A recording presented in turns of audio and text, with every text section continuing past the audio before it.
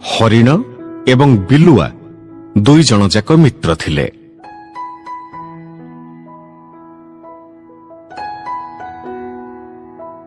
ଦୁହେଁ ସାଙ୍ଗ ହେଇ ଚରାବୁଲା କରୁଥିଲେ ଆଉ ସାଙ୍ଗ ହେଇ ବି ଖେଳୁଥିଲେ।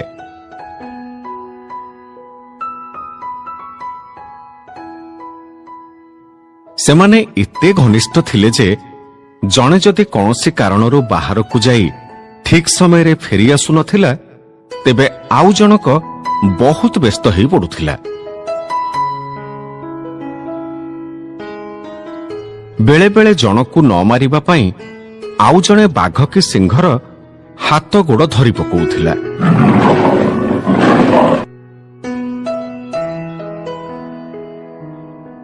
ଦୁହିଁଙ୍କର ମିତ୍ରତା ଦେଖି ବଣର ଅନ୍ୟ ପଶୁମାନେ ଈର୍ଷା କରୁଥିଲେ।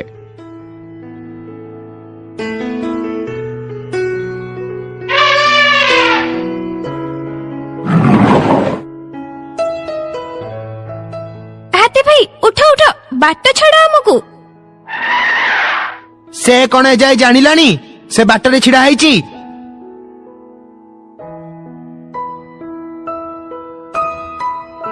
ଦେଖ ଦେଖ କେମିତି ସାଙ୍ଗ ହେଇ ଖେଳୁଛନ୍ତି, ସତରେ ଯେମିତି ମା ପେଟର ଦି ଭାଇ। ତମେ ମାନେ ଅଲା ଯୁଗ, ଲାଜ ନାହିଁ ତମ ମୁହଁକୁ? ଆରେ ଏମିତି ସାଙ୍ଗ ଆମେ ବହୁତ ଦେଖିଛୁ। ଖାଲି ଟିକେ କିଛି ଏପଟ ସେପଟ ହେଲେ ୟା ମୁହଁ ଆଡକୁ ଆଉ ତା ମୁହଁ ସାଡକୁ ହେଇଯିବ। ସେ ସମୟ ଖୁବ୍ ଶୀଘ୍ର ଆସୁ, ଏଇ ଦି ଜଣଙ୍କର ଯୋଡି ଭାଙ୍ଗି ଯାଉ।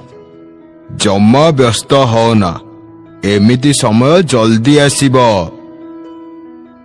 ସେତେବେଳେ ବଣର ହର୍ତ୍ତା କର୍ତ୍ତା ଦୈବ ବିଧାତା ଥିଲା ସିଂହ ମହାରାଜ।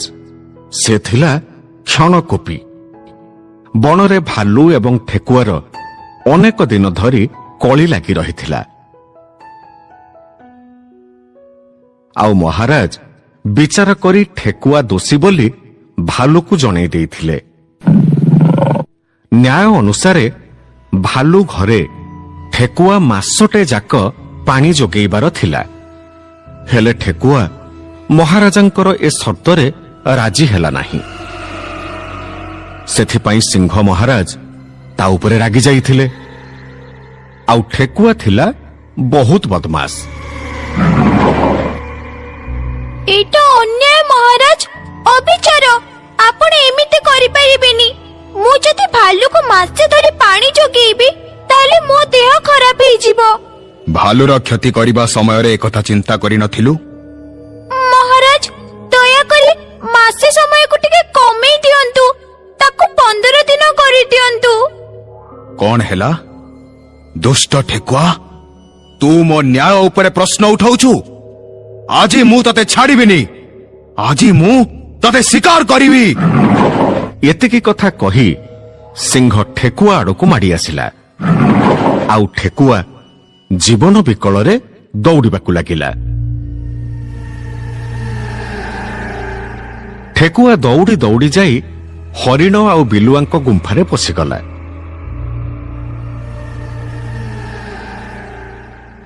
ସିଂହ କିନ୍ତୁ ସେ ଗୁମ୍ଫା ଭିତରକୁ ପଶି ପାରିଲାନି।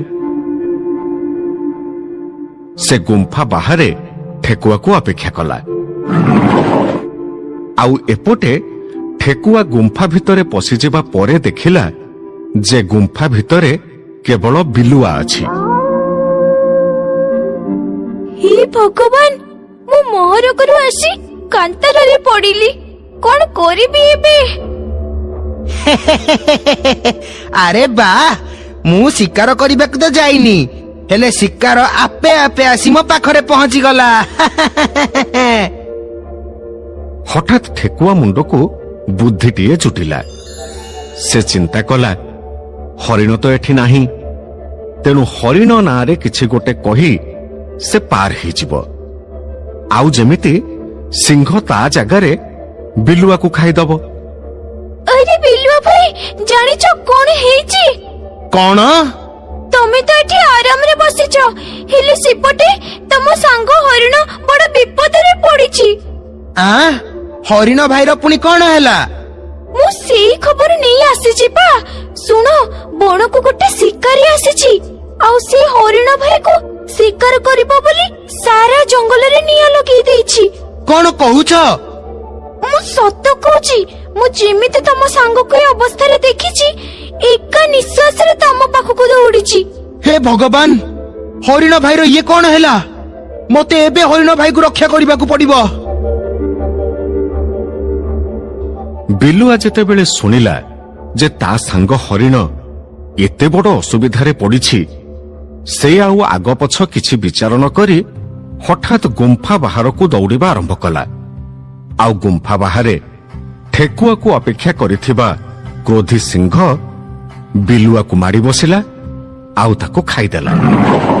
ସିଂହ ଭୟରେ ଠେକୁଆ ସେ ଗୁମ୍ଫାରୁ ଆଉ ବାହାରକୁ ବାହାରିଲାନି। ତା ଭିତରେ ଘର କରି ସବୁଦିନ ପାଇଁ ରହିଗଲା।